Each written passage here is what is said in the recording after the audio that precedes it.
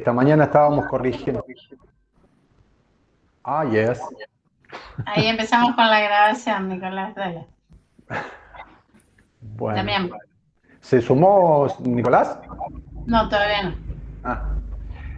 Bueno, no, y decía que para todos ha sido por lo menos hablo por mí, ahora hablará Marcela, ha sido una gran experiencia hasta ahora con los estudiantes y creemos que hay mucho para desarrollar en esta materia, creemos que tenemos mucho para aportar, cada uno de nosotros como docente, y vemos que los estudiantes están con muchas ganas de aportar a pensar las políticas públicas de nuestro país, a pensarse que es el fin de la materia, por lo que creo que hablamos con Romina en algún momento, Romina Pires, que los trabajadores y las trabajadoras sociales puedan pensarse como decisores, como diseñadores de políticas públicas, no solamente como meros ejecutores, y creo que hay mucho para hacer en ese aspecto. No sé, Marcela, ¿qué opinas? Sí, coincido. Ahí ya se unió Nicolás. Bienvenido, Nicolás. Está muteado. ¿Está muteado? A ver. Ahí, ahora buenas tardes. Sí, perfecto. Buenas tardes, Argentina. Bueno, lo académico siempre suele ser muy solemne, vamos a tratar de contracturar un poco, que es el estilo que más nos gusta, es un horario que por ahí es viernes, no voy a decir ninguna cosa improcedente, está el rector de la universidad, pero bueno, nuestra idea es que esto sea realmente un conversatorio con esta virtualidad que nos ha acercado y nos ha alejado para que eso no sea una buena situación como para que aprovechemos poder hablar con vos, Nicolás, que estamos todos muy ansiosos por escucharte. Bien, muchas gracias por la participación de todos y todas. Vamos a dar inicio formal a la mesa 7, donde tendremos una serie de presentaciones que anunciaré muy brevemente para que todos tengan una idea. En primera instancia, escucharemos la experiencia y cátedra referida a preparación de programas preventivos entre dos universidades que ya se presentarán. Luego el conversatorio, como anticipaba Damián, de políticas públicas, y en tercera instancia la propuesta de Unisal en extensión a nivel de formación continua. En este caso, saludamos muy especialmente al doctor Daniel Domínguez, director de la carrera de Psicología y profesor asociado de la Cátedra de Psicología Preventiva de la Universidad Católica de La Plata. También nos acompañan alumnos que participaron en esta experiencia y la profesora María Teresa Sindelar, especialista en psicoterapia y supervisora en psicoanálisis, en ambos casos por la Federación Suiza de Psicólogos. Ex profesora de la Universidad de Torino, de la Facultad de Medicina, profesor senior del IDCL, Concilio Internacional de Trastornos del Desarrollo del Aprendizaje, miembro del Board Washington DC, e investigadora, entre otros tantos antecedentes. Realmente un gusto y un placer contar con todos los participantes de esta mesa que han accedido tan gentilmente. Así que María Teresa, Daniel, le cedemos la palabra y escuchamos atentamente vuestra experiencia. Bueno, buenas tardes a todos. Ya nos habíamos saludado, pero por ahí a los que nos están escuchando. En realidad, este es un proyecto que esperemos perdure a través de los años entre la Cátedra de Psicología Evolutiva 1, de la cual soy parte, junto a María Laura Tonzaru, María José Blanchero y Silvana Milosi, y la Cátedra de Preventiva, cuyo titular es Daniel Domínguez, y yo también pertenezco, soy adjunta de la cátedra. ¿Cómo surgió este proyecto? Surgió con la idea de, a través de criterios y sobre todo de los últimos conocimientos en psicología del desarrollo, a partir de la famosa revolución tecnológica que cambió la manera de ver el infante y del niño y empezó a descubrir las potencialidades del bebé, las grandes potencialidades que en el campo de la psicología tuvieron de alguna manera un impacto muy grande en la pediatría y en una cantidad de desarrollos de la clínica de bebés y madres. Estos conceptos que los alumnos comenzaron a ver y a entender en autores como Trevarten, Braten, Stern, que forman parte de los autores modernos de lo que se llamó la observación del infante, y permitió una cantidad de desarrollos a nivel de puericultura y a nivel de psicología clínica, tratamos de conceptualizar con los alumnos de psicología evolutiva y que ellos salieran al campo a hacer entrevistas y a observar, entrevistando mamás, papás y bebés y haciéndoles preguntas que ellos consideraban pertinentes, preguntas que tenían que ver con el desarrollo y cómo una mamá vivía a su bebé y cuáles eran las potencialidades que observaba, tratando de descubrir el perfil individual de cada niño, la unicidad de cada bebé y de cada familia, inserta en un contexto cultural determinado, y ellos registraron estas entrevistas con preguntas que los alumnos mismos construyeron. Luego esos videos fueron intercambiados y se pasaron a los alumnos de psicología preventiva, que son del último año de la carrera de psicología de local, y a partir de esos videos los chicos elaboraron proyectos de prevención en comunidades muy específicas. Por ejemplo, va a hablar uno de los alumnos de la UCAL en la ciudad de Trevelin. Otro de los proyectos tuvo que ver con Cuido mi cuerpo, cómo un niño necesita reconocerse dueño y, digamos, respetar su cuerpo para poder ser respetado por los demás.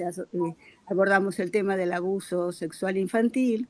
Hubo otro proyecto en relación al suicidio. Bueno, fueron 6 o 7 proyectos que con esto los alumnos los utilizaban como trabajo final de la materia de preventiva.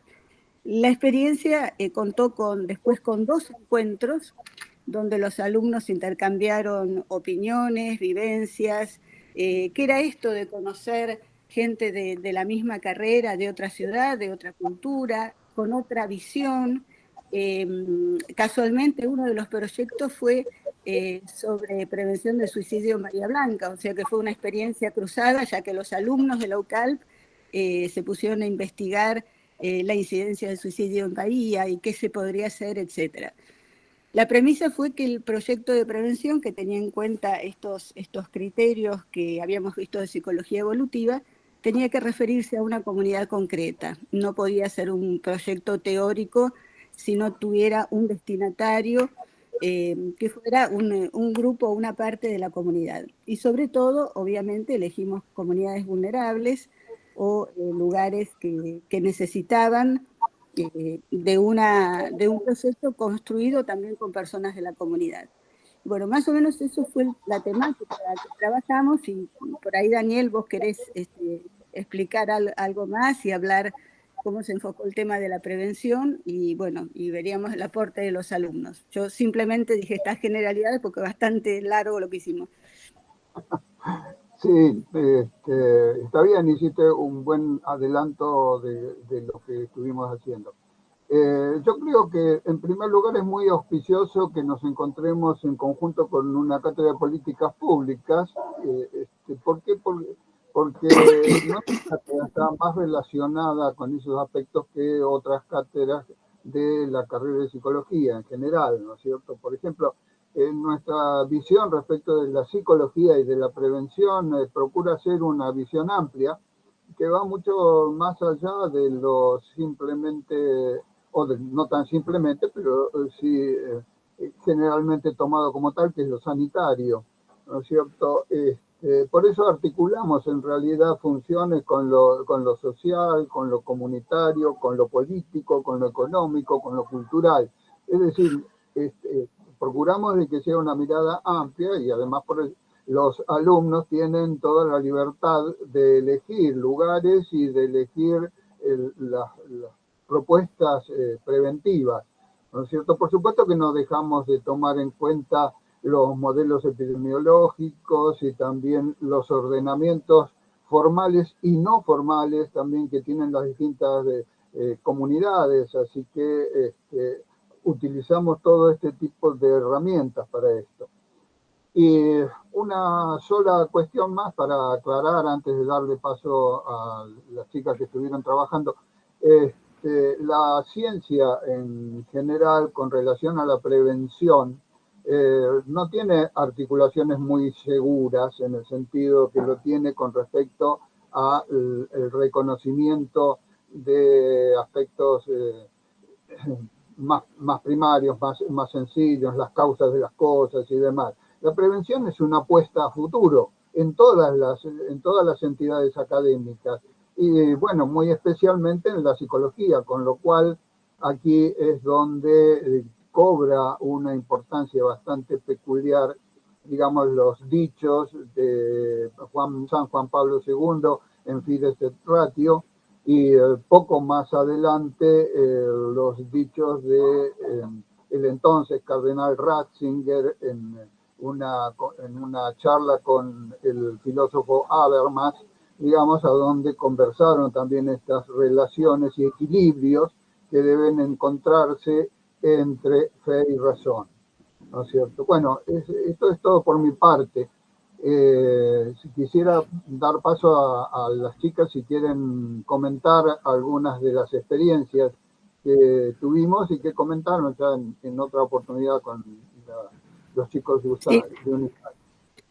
En realidad fueron 7 proyectos, Daniel, ¿verdad? Y no sé si Paula, si está por ahí, que si podrías comentar uno de los proyectos y después Mauro hablar como voz de UNISAL de cómo fue ese intercambio, ¿no? Cómo se intercambiaron miradas y conceptos entre ustedes. Que ustedes son los protagonistas de alguna manera.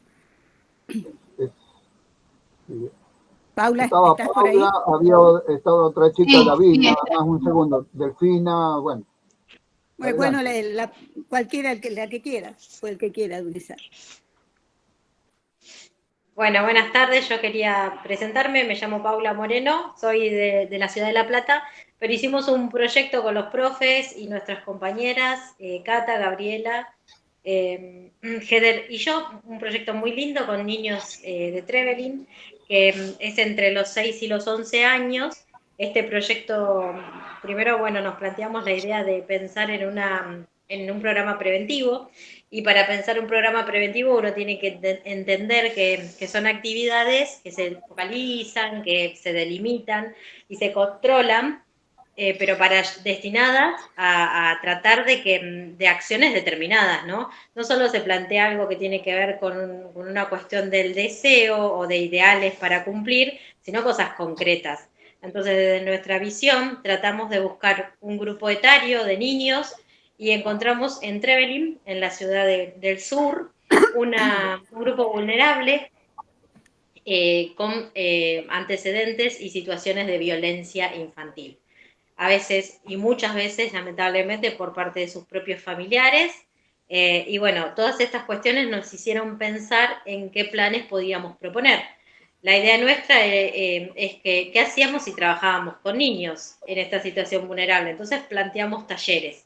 Estos talleres de juego son planteados para hacer de una duración más o menos de 2 horas diarias, porque se encontraron varios niños en situación de violencia, y estos talleres más o menos estimaban que se iban a hacer durante un mes en una institución que es del Servicio de Protección de los Derechos de los Niños. Tuvimos la ayuda del servicio porque una de nuestras compañeras del grupo trabajaba allí, entonces esta posibilidad nos daba la idea de poder intervenir y trabajar en ese lugar, en estos talleres.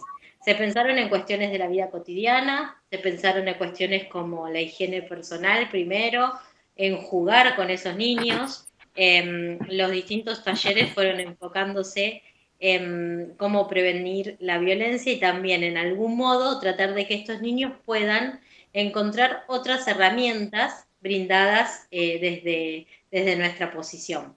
Entendemos que era inmiscuirnos en una subcultura diferente a la nuestra, esto lo tenemos muy claro, porque es distinta la cultura que viven ellos, es distinto el trabajo que realizan, pero bueno, fue un proyecto muy lindo, desde el campo de la psicología para poder ayudar a estos niños.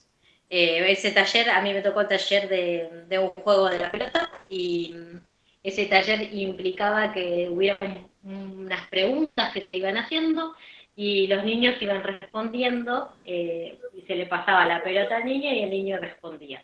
Nos contaba cómo era su situación de familia, nos iban contando un poco con su contexto, si eran felices, si no eran felices. Algunas preguntas eran más amplias, otras eran bastante más profundas, pero la idea era abordar a estos niños, ir conociendo sus realidades, sin que esto sea tan chocante, sino tratando de hacerlo desde un modo, desde el juego, y surgen cosas muy lindas cuando uno trabaja con niños.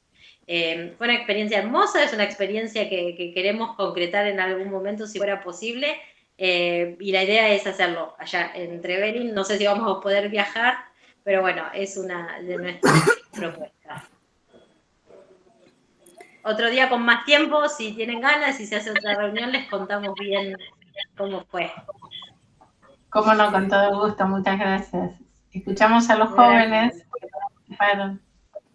Y Mauro, vos que sos la voz de Unisal presente, ¿cómo te resultaron estas reuniones o los proyectos que escuchaste?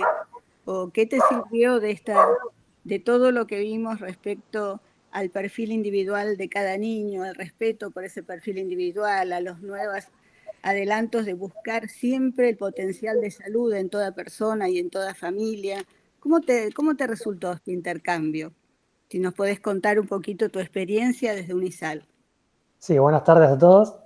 No, el intercambio estuvo muy bueno, la experiencia estuvo genial, enriquecedora tanto como para aprender y también como para poner en juego lo que aprendimos nosotros con las profes, con María Teresa, con María Laura. En mi caso, por lo menos, era escuchar los proyectos, tanto este como el resto también, y me daban vueltas en la cabeza todos los conceptos que habíamos visto en las clases, que estábamos viendo en la bibliografía.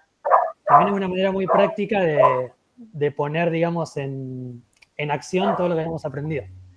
Los proyectos estaban muy buenos también, hicimos los aportes que pudimos, coincidimos bastante porque teníamos también conceptos similares de todo el aprendido del niño, de la intervención temprana, de la salud. Entonces, bueno, tratamos de aportar lo que pudimos desde nuestro lugar y, bueno, escuchar todos los proyectos que estaban interesantes. También había uno de un taller de memoria que a mí me encantó, una página de Instagram, que quedé enganchado con eso, está muy bueno también. O sea, había mucha diversidad de cosas que son importantes y que está bueno también para saber y aprender. Y bueno, el intercambio es muy bueno porque, como decía, aprendimos mucho de los chicos de la Universidad de La Plata y también de nosotros mismos, que pudimos poner en juego lo que sabíamos y nada, sirvió para afianzar un montón de cosas y charlar un rato. Y Mauro, ¿qué experiencia tuviste? Porque creo que esto es importante. El hecho de que ustedes salieran a buscar mamás, a observar, sin prejuicios o sin el menor prejuicio posible, mamás, bebés, papás, ¿qué te pasó con eso? Como un contacto del psicólogo que observa con mucho respeto, que interviene, pero como el conocimiento en la realidad. Sí, también. Fue la primera actividad que tuvimos cuando arrancamos y al principio, bueno, una actividad grupal que al principio estábamos como, ¿qué preguntamos? ¿Viste? Uno no se siente a veces preparado para hacer las cosas. Nos pusimos a pensar las preguntas que hicimos en la entrevista y nada, nos topamos con que, bueno, también habíamos charlado un par de cosas en clase, de que podíamos ver también la subjetividad de las personas, la experiencia para cada uno. Cómo la madre se relacionaba con su hijo de una manera particular, cómo ella percibía también la comunicación con el hijo. Y nada, fue muy interesante, estuvo bueno. También pudimos ver en la realidad cosas que estuvimos charlando desde la teoría, que eso también nos encantó en la experiencia de las entrevistas. Gracias. Sí, para sumar un poquitito a esto que Mauro decía, ¿no? De lo que vimos de Trevarten, de Grispan, cuánto aporte llevado desde la teoría a acercarlo a la práctica, ¿no? El conversarlo con estas mamás, observar a los bebés, entonces era ver o palpar lo que veníamos estudiando en la teoría, así que muy lindo. Y de las cosas muy buenas que ha dejado esto de tanta virtualidad, es de podernos reunir con personas de mira cuántos kilómetros de distancia para el sur, para el norte, desde Bahía Blanca, donde estamos nosotros, y genial poder trabajar así en equipo. Gracias, Ruth. No sé si Agustina quiere hablar un poco del trabajo que hizo sobre Trenkelauken. ¿Puede ser? Hola, sí, obvio. Nuestro trabajo en realidad es de Juan Bautista Alberdi, es de una localidad de 4.000 habitantes, es una población obrera y junto con 2 compañeras y Geraldine que está acá presente, bueno, hicimos un proyecto de maltrato físico infantil. Por ahí no me reconocen porque yo la otra vez no pude estar porque trabajaba, entonces mis compañeras habían presentado el proyecto, así que bueno, un gusto conocerlos. Y bueno, más que nada nuestros objetivos eran describir y que los chicos conozcan cuáles son sus derechos, que son fundamentales, y también un poco esto de como ir previniendo las posibles consecuencias que pueden tener a corto y a largo plazo con la violación de estos derechos que tienen a causa del maltrato físico infantil. Nosotras reducimos estas consecuencias a lo que es la vestimenta, el higiene y la alimentación. Realizamos 4 talleres, nuestra idea sería genial hacerlo el año que viene, en el mes de abril, y nos habíamos organizado como un mes entero, un taller por semana, para así tener tiempo y que las profesoras más que nada puedan explicarle bien a los chicos, porque ellas serían quienes conduzcan estos talleres por el hecho de que por ahí tienen más confianza con los chicos y los chicos se sienten más cómodos. No sé, Jerry, si querés agregar algo más, pero nada, siempre como decía Pau, esto de tener en cuenta la vida cotidiana, que los chicos sean el centro de estos encuentros es fundamental, que ellos sean los actores de este escenario y este encuentro que es para ellos. Claro. Hola a todos, buenas tardes, y bueno, en base a lo que dice Agus, también nos enfocamos en lo que es primer, segundo y tercer plurigrado, que son niños de entre 6 y 8 años, que eso lo decidimos porque creemos que es la etapa más importante que están en desarrollo y que por lo tanto era un buen momento para poder intervenir y poder prevenir. Y a su vez, también uno siempre tiene una concepción de cómo va a abordar esto y nos creímos que tener como base al ser humano como un ser biológico, psicológico, social y espiritual era fundamental, porque no íbamos a hacer este proyecto preventivo solas, sino que lo íbamos a abordar junto con la escuela, que estaban las maestras, también con el centro educativo complementario, que es donde los chicos se alimentan, donde se aborda todo lo que es salud, ya que, bueno, al ser una población obrera, no hay tanta presencia de sus padres. Y también abordarlo junto con Cáritas, que Cáritas es de la Iglesia Católica, Inmaculada Concepción, y les brinda lo que es vestimenta a todos estos niños y niñas. Y bueno, como dijo mi compañera, decidimos que sean protagonistas, que ellos puedan poner su creatividad y poder ver desde otra perspectiva y no tanto imponer, sino para que a ellos les quede mucho más a largo plazo. Justo pensaba en esto que contaban las chicas, que mucho de nuestro trabajo tuvo coincidencia también, porque nosotros no trabajamos con Cáritas, pero trabajábamos con el Servicio de Protección de los Derechos de los Niños, Niñas y Adolescentes. Esto es de gran apoyo, porque ellos pueden brindar no solo la promoción y la prevención de que se resguarden los derechos de estos niños, sino también trabajar con un equipo interdisciplinario, lo cual es fundamental para el trabajo en cualquier situación. Más en situaciones de estas sociales, donde necesitamos un asistente social, donde necesitamos psicólogos, donde necesitamos también médicos. En nuestro caso era violencia. Bueno, estas cuestiones son difíciles de abarcar y totalmente necesarias que las abarquemos entre equipo, en un equipo interdisciplinar.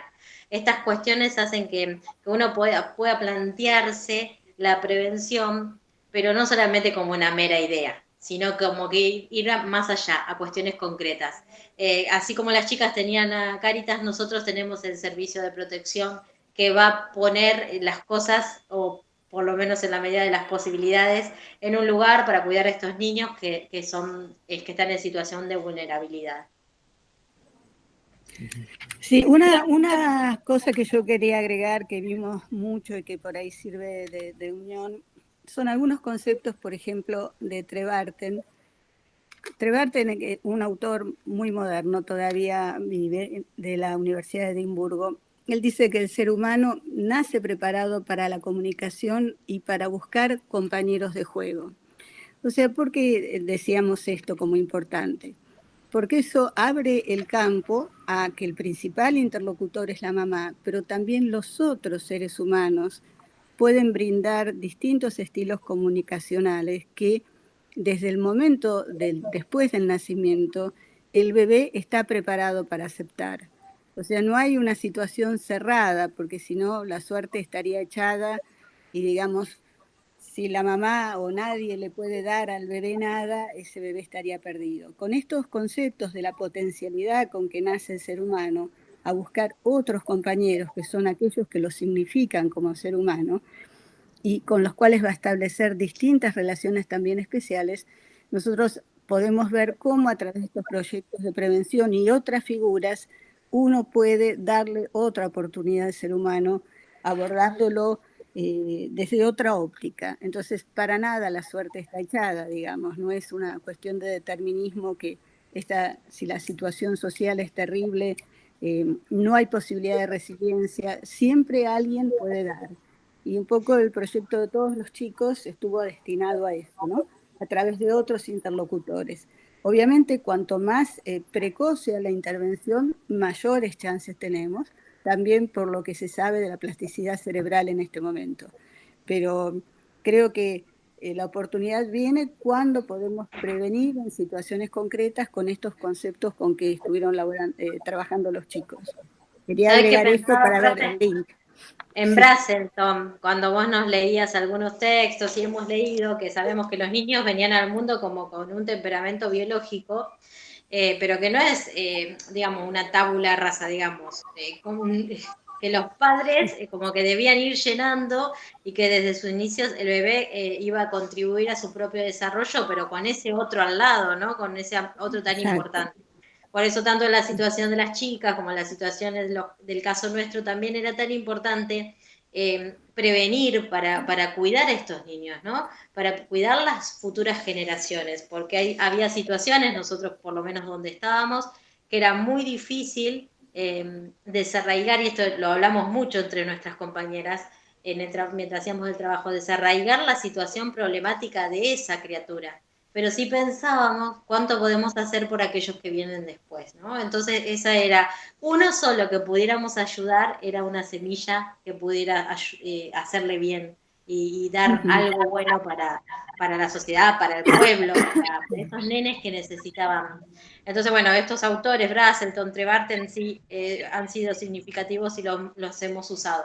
También leímos Erich Fromm, unos textos que nos dio el profe, Daniel, así que bueno, nos hicieron pensar de una situación en México, hicieron reflexionar mucho a nuestro grupo. Gracias. Y a todos, fue súper rico. Gracias Paula, gracias María Teresa, gracias Daniel, gracias a los jóvenes que participaron. Abrimos un espacio para preguntas o comentarios y luego pasaríamos al segundo grupo de panelistas. Así que escuchamos, si alguien quiere levantar la mano o intervenir directamente, no hay problema.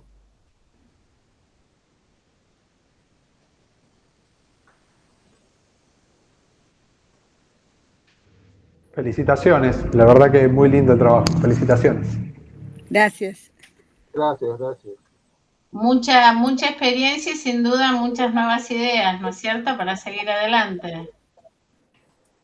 Y muy comprometidos todos los estudiantes, la verdad que fueron cursadas muy, muy lindas, muy enriquecedoras también para nosotros.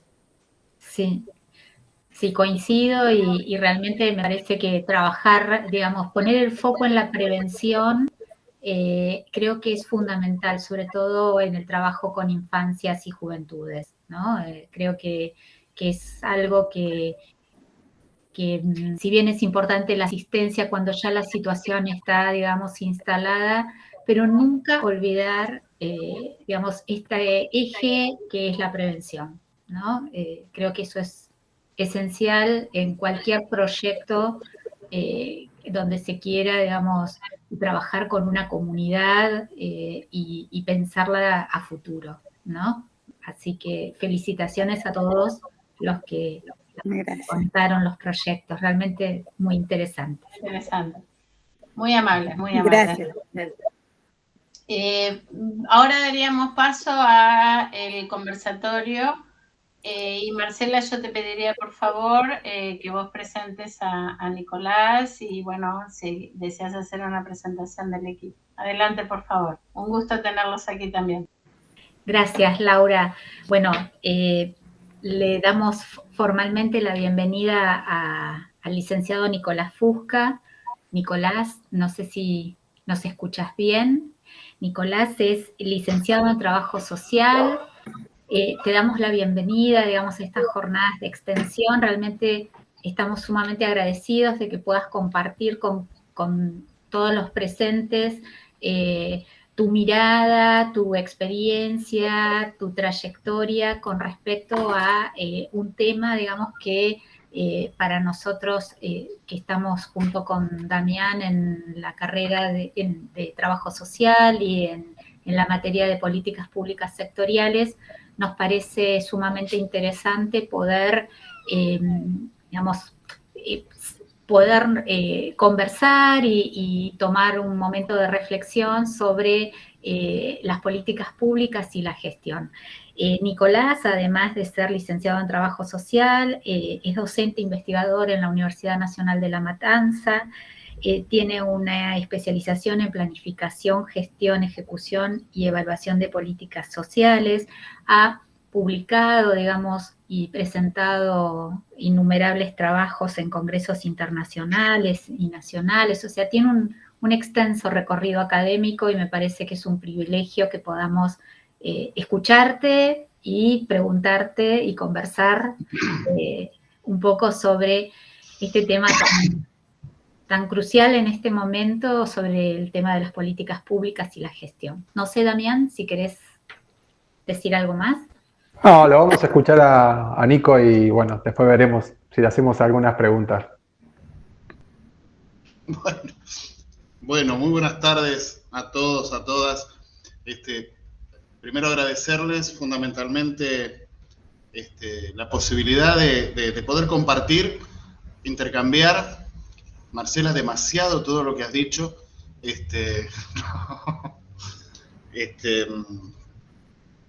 Bueno, agradecerte, Marcela, Damián, agradecerle a la universidad. También estoy como docente licenciado ahí de la universidad, y también como docente dentro de lo que es la Universidad de Morón. Ahí mientras los escuchaba recién a los compañeros que compartían su experiencia, pensaba en el trabajo social, en el marco de las políticas públicas y en las distintas instancias de intervención que tenemos, ya sea en la micro, en la macro o en la mesogestión. De alguna manera, también pensaba cuál es la característica distintiva entre una práctica del trabajo social y una práctica social propiamente dicha. Y básicamente lo que trabajamos siempre en el aula con los estudiantes tiene que ver con poder incorporar nuestra lógica de la intervención pensada desde un método, desde poder pensar la intervención, que esto es lo que hace distintivo la práctica del trabajo social de una práctica social, como en una organización, en un comedor, en un merendero, en cualquier ámbito organizacional, político, religioso, cultural, que se dé una práctica social. y no puedo dejar de compartir con ustedes lo que ha tenido que ver todo este tiempo que venimos atravesando. Digamos, casi 20 meses atravesados por una pandemia inesperada, impensada, y desde ahí también cómo el trabajo social ha tenido que repensarse, cómo nuestras prácticas y nuestras intervenciones han tenido que modificarse, casi diría, sin la capacidad de reflexión y de problematización, sino que, digamos, no había tiempo de pensar, había que hacer. Y en el hacer sí venía el pensar, el reflexionar y el ir modificando en el andar la intervención.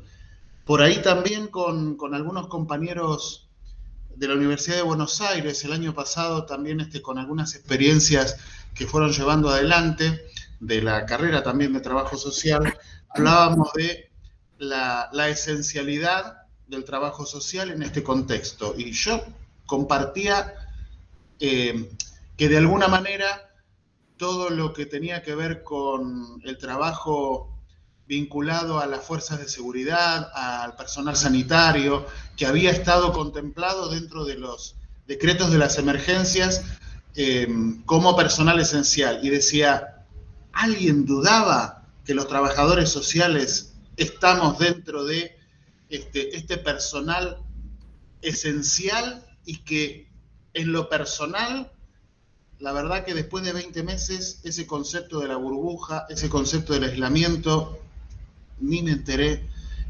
siquiera qué conceptualización tenía? Y no lo digo desde mí, sino desde todo un equipo.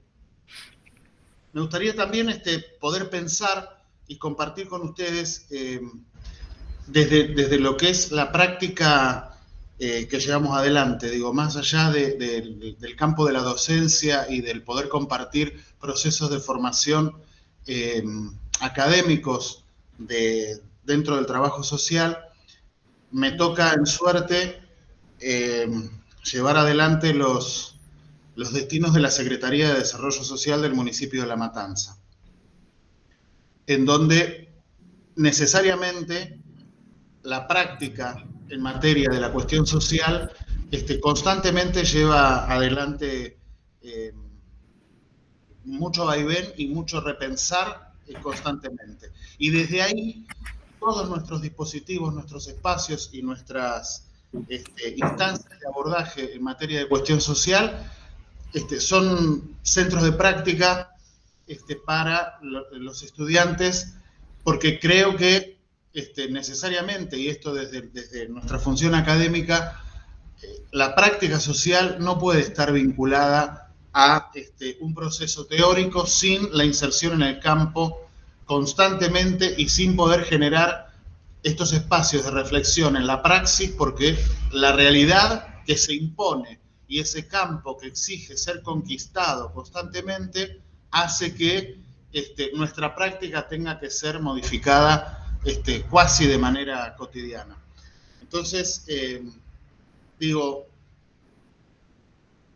de alguna manera, desde el poder, cómo poder pensar una política pública en el marco de un Estado que necesariamente debe asumir su rol indelegable de la protección y la promoción de los derechos de todos los ciudadanos, también esto implica poder pensarlo en qué marco y en qué modelo de país y de sociedad estamos insertos.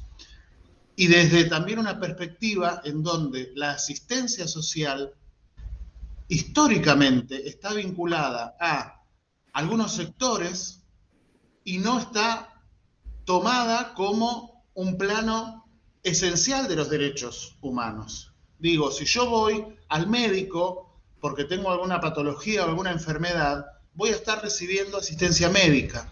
Si yo tengo algún problema legal y voy a un abogado porque necesito algún asesoramiento o que asuma algún tipo de representación sobre mi persona, estoy recibiendo asesoramiento jurídico o asistencia jurídica. Entonces, ¿por qué cuerno cuando yo voy a los dispositivos sociales para poder recibir una ayuda social, está visto como el choriplanero, el negrero, Nicolás, el asistencialismo? Sí, perdón. No, perdón, no. Quisiera subrayar algo que acabas de decir porque me toca en mi fibra más íntima. Tengo acá al lado mío una foto del primer ministro de Salud de la Nación, que se definía como un médico social. Me parece que vos estás dando en el clavo de algo muy importante. Hoy en día parece que la medicina es la nueva religión y la verdad que estamos dando cuenta de que no es así. Así que totalmente de acuerdo con lo que acabas de decir y agradezco que tengas esa mirada y que la pongas en cuestión, ¿no? Digo, la pongo, perdón, me embalo mucho, pero digo, además hasta desde la concepción social de lo que es la asistencia social. Digo, cualquier ciudadano que acude a cualquier dispositivo o servicio vinculado a la necesidad de una ayuda social, enseguida está visto como una cuestión de asistencialismo, de clientelismo político, digo, y nada que ver, digamos, entra en la misma esfera y es el mismo concepto que la ayuda médica, la ayuda, el asesoramiento jurídico, y entonces ahí hay una tensión que claramente se va traduciendo en los espacios sociales y las construcciones de las subjetividades de nuestro pueblo, ¿no? Entonces, ¿desde dónde plantarnos frente a a la realidad en la cuestión social? Digo, con tres variables, pensando en las políticas públicas, y una tiene que ver con la necesidad de poder pensar procesos de integralidad. Integralidad en los abordajes, y necesariamente el otro concepto que es clave es la territorialidad. Muchos de nosotros hemos sido formados y hemos creído y participado en procesos en donde los diagnósticos, los diseños, las planificaciones están siendo tomadas solamente desde un sector. Claramente, digo, el consenso de Washington, todos los procesos formativos en materia de planificación social plantean una instancia diagnóstica que los profesionales tenemos que llevar adelante, y después las planificaciones, y este destinatario o este sujeto como un actor más de las políticas públicas entra en la última instancia, que tenía que ver con la ejecución, o si no con las evaluaciones, en donde los sentábamos, hacíamos los focus groups y veíamos a ver hasta dónde habíamos sido eficaces o eficientes. Ese concepto de eficacia y eficiencia, tomado mucho desde este concepto de la intervención en materia social, que de alguna manera desvinculó el concepto de justicia social, que incluye y abarca a toda la población. Entonces, el concepto de territorialidad necesariamente implica que el actor social en el territorio, llámese sujeto, familia, comunidad, organización, y ese campo en donde se va a llevar adelante la intervención, esté involucrado desde la instancia diagnóstica, pensando en proceso metodológico nuestro de la intervención. Entonces, esto de alguna manera trae como colación y consecuencia un último concepto, que es el concepto de nueva institucionalidad. Digamos, que es poder dotar de contenido, fundamentalmente a las instancias públicas, de estos procesos de intervención en donde la comunidad está involucrada en todo momento. Ahora bien, esto de alguna manera, creo yo que, y lo trabajamos mucho también con nuestros estudiantes, rompe con la concepción tradicional del proceso de intervención. Rompe fundamentalmente con los instituidos, o sea, trae un nuevo instituyente en materia, digamos, de esta tensión entre lo instituido y lo instituyente, en donde fundamentalmente, pensando en planificación estratégica, rompe con los modelos propios de cómo yo concibo esta realidad, de cómo yo interpreto esta realidad y necesito romper con ese modelo para incorporar el modelo que trae el otro. Digo, pensándolo en materia de educación popular, por ejemplo. ¿Sí, Damián? Bueno, viste que en televisión el tiempo es tirano, acá también, así que hay más gente que tiene que intervenir. Te agradecemos muchísimo, muchísimo tu participación. Así que bueno, Laura, es todo tuyo. Gracias, muy atento. Abrimos un espacio a preguntas o algún comentario que deseen hacer, por favor, para Nicolás, para el equipo de trabajo del Conversatorio de Políticas Públicas.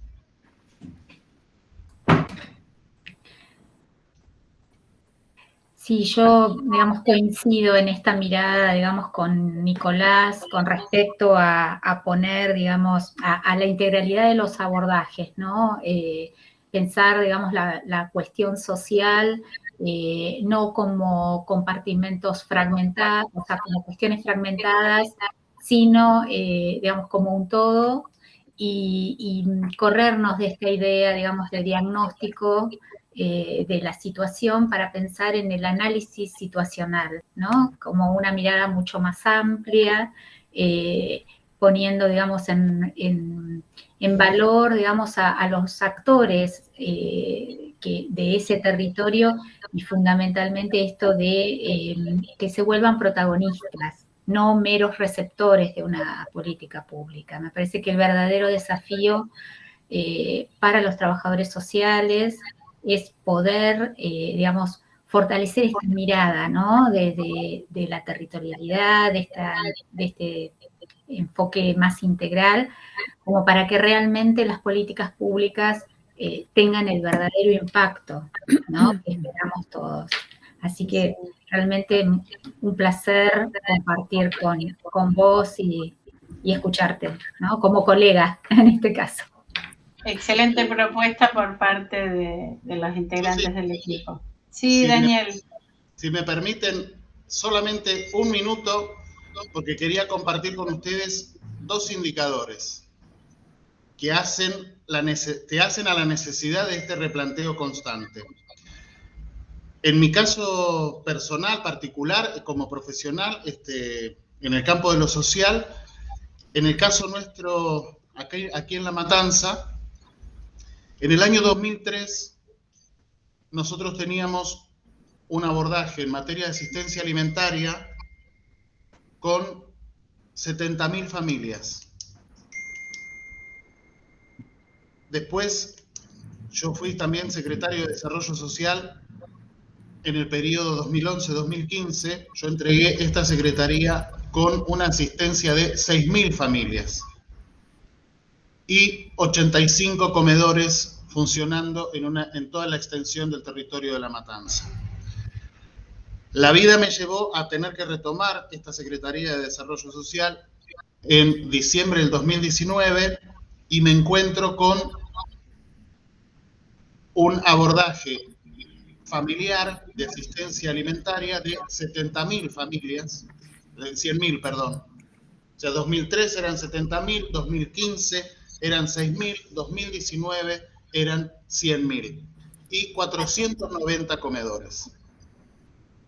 La pandemia llegó y nos llevó a tener que pensar de marzo del 2020 a julio del 2021, el pico más grande, en el caso nuestro del conurbano, llegamos a tener una asistencia de 300.000 familias, con lo cual la política pública necesariamente, sin estos actores del territorio, explota, ¿no? Y el concepto de corresponsabilidad en el marco de la integralidad, en el que todos somos responsables, ahí escuchaba recién los destinos de los niños, en el marco del destino de este niño, somos todos corresponsables, no es solamente un juez, un servicio local, digamos, todos como sociedad somos corresponsables de los destinos de estos pibes. Y ese concepto todavía cuesta mucho instalarse, primero en nosotros profesionales de la intervención, por lo tanto después la sociedad ni hablar.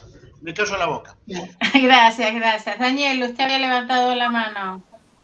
Sí, en realidad no es una pregunta, tal vez es un agregado, pero lo cierto es que en mi vida de trabajo, ya terminada, porque estoy jubilado, trabajé mucho interdisciplinariamente, es decir, y la mayoría de mis compañeros en la interdisciplina eran trabajadores sociales, ¿no es cierto? Y realmente es fantástico poder compartir, aunque sea con lenguajes diferentes, porque cada entidad académica tiene un lenguaje y una realidad, o ven la realidad desde una perspectiva, ¿no es cierto? Y verdaderamente ponerse de acuerdo, ¿no es cierto? Un montón de psiquiatras, psicólogos, asistentes sociales, abogados, médicos y demás, en un terreno tan importante como es en el cual ustedes están trabajando, y yo trabajé también durante muchísimo tiempo, creo que es fantástico. Y es algo a lo que debemos acostumbrarnos, porque no estamos demasiado acostumbrados a esto, ¿no? Las entidades académicas en general y los psicólogos en particular estamos muy acostumbrados a trabajar en forma particular, privada, ¿no es cierto? Y es muy difícil, ¿no es cierto?, tener la escucha, poder oír qué es lo que el otro dice, digamos, y poder reinterpretar de acuerdo a cuál es su academia, digamos, ¿no? De dónde proviene el lenguaje que dice. Muchísimas gracias, igual, profesor. Gracias, muy amable, muy interesante. A continuación daremos la bienvenida a Cecilia Ferrarino y a Rocío Parga, miembros integrantes del equipo de formación de la casa, que nos contarán los ejes bases sobre los cuales se organiza este proceso. Adelante, por favor, muy amables. Buenas tardes a todos y a todas. La verdad es difícil seguir, Nicolás, después de tu exposición realmente muy interesante y tus datos, la verdad que contundentes. Así que nos toca a nosotras con Cecilia, que formamos parte, como decía Laura, del equipo de formación de la Casa Salesiana de Educación Superior, de la Universidad Salesiana y del Instituto Superior Juan XXIII. Presentar la propuesta, en mi caso un poco historizar el devenir del área que se está conformando. Es un equipo que se formó este año, pero que viene trabajando de manera diferenciada hace unos cuantos años ya. En este caso, nuestra coordinadora es Zulema Yunis, lo conforma también Cecilia Ferrarino, que hoy nos acompaña, en mi caso por el área de diplomaturas y de educación virtual, y también Inés Gea, que nos acompaña por el Instituto Superior Juan XXIII. Este equipo, que se ha propuesto diferentes líneas de trabajo para este año y propuestas de vinculación con otras casas e instituciones, que ya Cecilia nos contará, nació desde el área de extensión. Se fue profundizando estas líneas de formación que pretenden, como decía recién, tender puentes, generar vínculos con otras instituciones, pero también apuntar a la formación permanente, continua, no solamente de los docentes de nuestras casas, sino abrirlo a la comunidad como propuestas que de alguna manera dialogan entre la docencia, la extensión y la investigación. Nació desde de la mano de las diplomaturas, que son estas especializaciones cortas académicas que se fueron insertando en distintas áreas y que hoy nos llevan a distintos lugares del país. Y digo esto porque antes se mencionó recién la pandemia y las modificaciones en cuanto a la virtualidad que nos ha llevado a los docentes sobre todo. Nosotros ya desde el área de diplomaturas, desde el año 2016 que empezamos a transitar este camino, llevando propuestas formativas a diferentes lugares de la Argentina y en algunos casos de otros puntos de Latinoamérica, que se fueron sumando como estudiantes de las diplomaturas. Más de 100 estudiantes por año, decenas de docentes que forman parte de otras casas de altos estudios y que se van sumando a estas propuestas. Son un poco los números que nos acompañan en este devenir, que como les decía, nació desde el área de extensión en el 2016 y que hoy ya podemos decir que tiene una vida propia. En la actualidad, las propuestas formativas que tenemos son muy diversas. Estamos, por ejemplo, con la diplomatura de psico-oncología, aportes para la psico-oncología de los diferentes agentes de salud, que es una diplomatura que se dicta por primera vez, es la primera corte y ha tenido realmente un gran impacto en nuestra comunidad, también en la carrera de psicología. También la diplomatura Psicología Forense del Testimonio, aplicada a la investigación del delito, que también nos vincula con docentes de universidades de Rosario. La diplomatura en educación sexual integral, herramientas para el abordaje teórico en las instituciones, que es muy demandada también por docentes y animadores de nuestras comunidades. Pensar la escuela de hoy desde las pedagogías críticas. Es una diplomatura que el año pasado tuvo muchísimo éxito, que la brindamos en conjunto con la Fundación La Salle y que este año tiene su segunda corte. La diplomatura en gestión educativa, que este año está cursando su sexta corte y que, como les decía anteriormente, decimos que es nuestra diplomatura federal porque nos lleva a tener contactos con docentes e investigadores de todas partes de Argentina. Y por último, fortalecimiento del sistema de protección de derechos de niños, niñas y adolescentes desde una perspectiva interdisciplinaria, ambas con Fundación La Salle. Como ven, las propuestas son diversas, las propuestas formativas son sumamente interesantes y nuestro desafío como equipo también es poder comunicar, contar a toda la casa que estos espacios de formación existen, que conviven dentro de la universidad y del instituto, que son opciones formativas muy buscadas y que nos llevan, como decíamos anteriormente, a este diálogo entre investigación, docencia y extensión. Y digo esto porque ya Cecilia nos va a contar que este año tuvimos el placer de hacer las primeras jornadas nacionales de gestión educativa y que nacieron del seno de esta diplomatura y que proponen en esta propuesta de extensión el diálogo justamente con la investigación que van generando los propios cursantes y pensar esto también de los docentes como investigadores. Cecilia nos va a contar las propuestas por venir, así que Cecilia, cuando quieras. Bueno, bárbaro. Bueno, muchas gracias, Rocío. Bueno, en estos poquitos minutitos que vamos a tomarnos, bueno, contarles que como equipo es un equipo que se conformó a principios de este año, este equipo de formación de la Casa Salesiana de Educación Superior.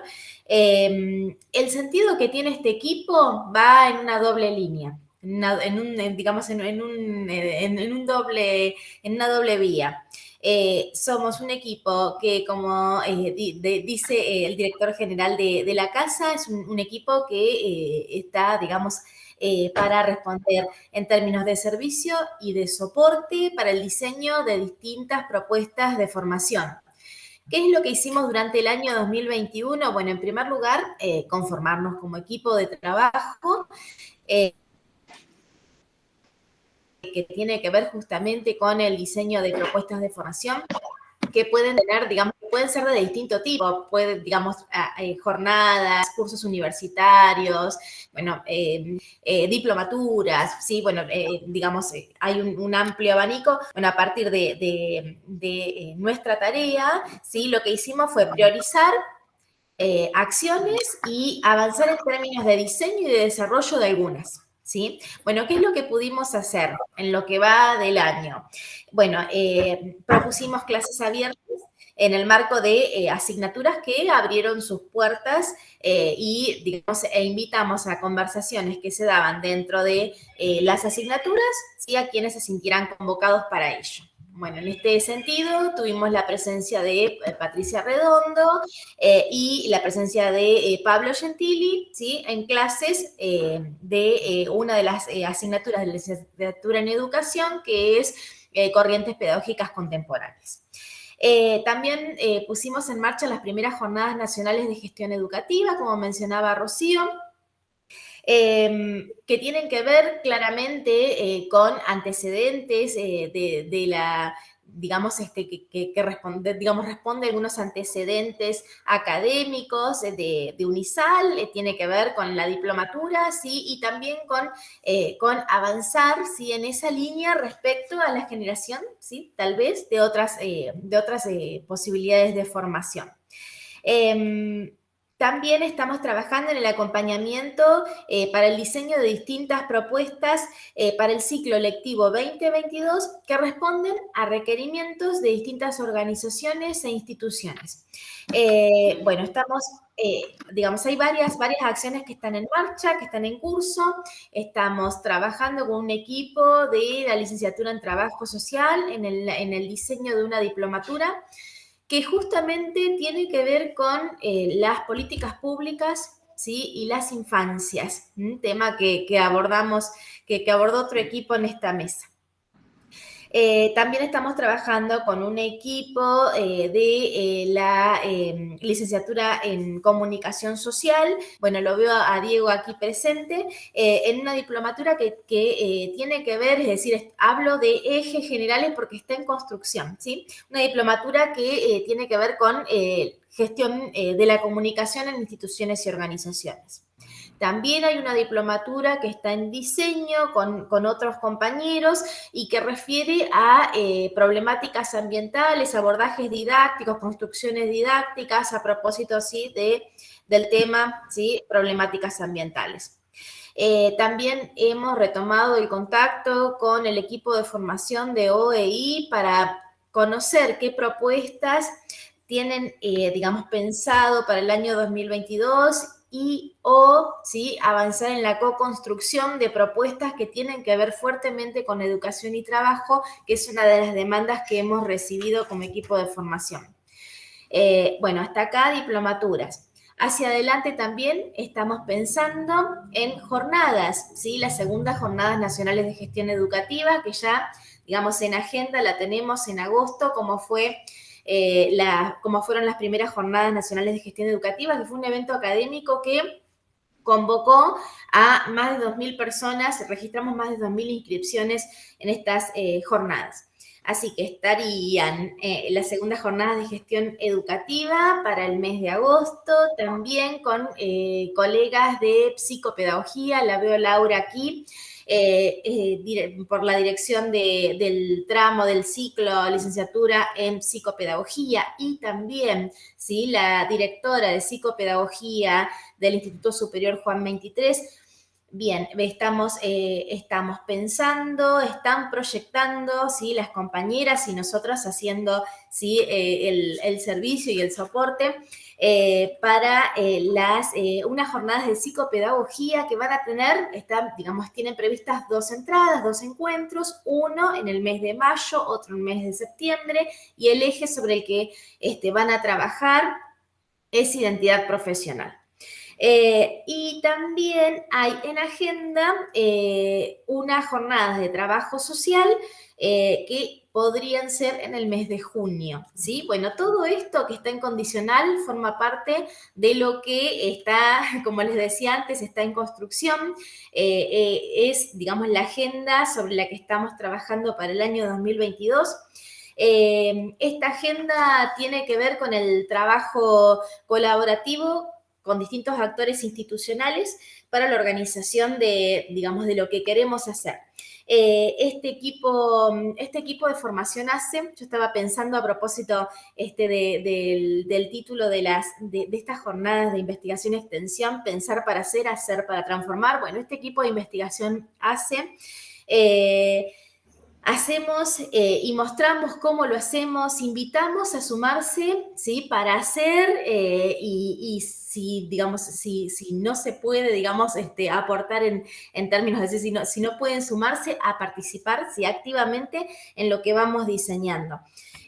Somos un equipo, yo pensaba cuando y tomé algunas notas para compartir hoy con ustedes, somos un equipo que creo estamos llamados a dinamizar, a fortalecer, a animar, ¿sí?, a partir de lo que se va generando. Y como hoy decía en la apertura SOCBI, bueno, es un equipo, ¿sí?, que trabaja con creatividad, con imaginación, ¿sí? Rescaté algunas palabras de quien hizo la apertura. Nuestro trabajo tiene que ver con el trabajo interinstitucional, con el trabajo colaborativo, ¿sí?, y con la invención. Bueno, todas estas cuestiones que él mencionaba, creo que no sé, Rocío, qué pensás, pero bueno, es lo que nos va moviendo. Sí, claro, tomo las mismas palabras. Me interesa esto del trabajo interinstitucional, esto de tender puentes y construir saberes con otros, con otras, sobre todo vincular instituciones. Esta universidad es una universidad joven que tiene que mostrar, y la pretensión de estas jornadas también es mostrar sus proyectos de extensión, y sobre todo que Unisal investiga. Las diplomaturas también dan una muestra de eso, de que generan espacios de intercambio, de reflexión, que generan una especie de cocinas de investigación, ¿no? Para los que hacemos investigación es tan importante todos esos insumos a campo también. La veo Laura que también sonríe. Todos esos insumos de campo, que es lo que pasa, por ejemplo, en cada una de las escuelas, en el área de educación, que realmente tenemos un gran recorrido, pero nos desafiamos y vamos por más en esto de la inventiva que decía Cecilia, porque queremos sumar otras áreas. Fíjense estas 2 diplomaturas que sumamos en el último tiempo, psico-oncología, que es una diplomatura que se construyó de manera con profesionales de la salud que no estaban acostumbrados a diseñar este tipo de propuestas formativas y fuimos uno a uno construyendo cada uno de los módulos y para didactizarlo, dicen por ahí, para tener propuestas didácticas desde un área que no están acostumbrados a hacer. ¿Cuánto trabajo, Cecilia, Rocío, y qué interesante el nivel de apertura, ¿no? Atendiendo a distintas disciplinas, campos, necesidades, inquietudes, intereses, realmente muy, muy, muy interesante, y comparto totalmente con lo que menciona Rocío, la posibilidad de estrechar lazos con otras instituciones. Se ha hecho mucho y sin duda vamos a seguir en esa línea avanzando hacia sumar experiencias, contactos. En verdad, muchísimas gracias por el aporte, han sido muy claras, Cecilia, Rocío, muy concretas. Y damos un gracias enorme a todos los participantes, son todas experiencias muy interesantes y que sin duda irán variando, irán sumando nuevos integrantes y transformándose en la medida que transcurra el tiempo. Así que un gracias enorme a todos por el tiempo, por la disposición, por estar, por sumarse, por participar, y les agradecemos desde UNISAL, realmente. Mire, Zulema. María Teresa, vas a poder ver a Zulema. Zulema.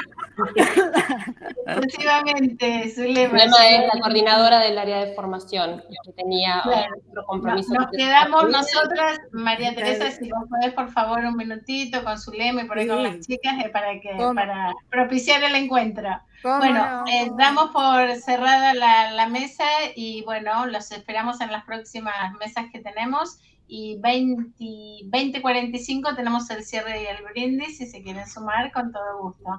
Aunque sea virtual, en esta oportunidad, veremos en las próximas sesiones. Gracias. Nicolás. Muchas gracias, Laura. A esta hora con eso, gracias. Muchísimas gracias. Muy amable por estar y por participar. Gracias.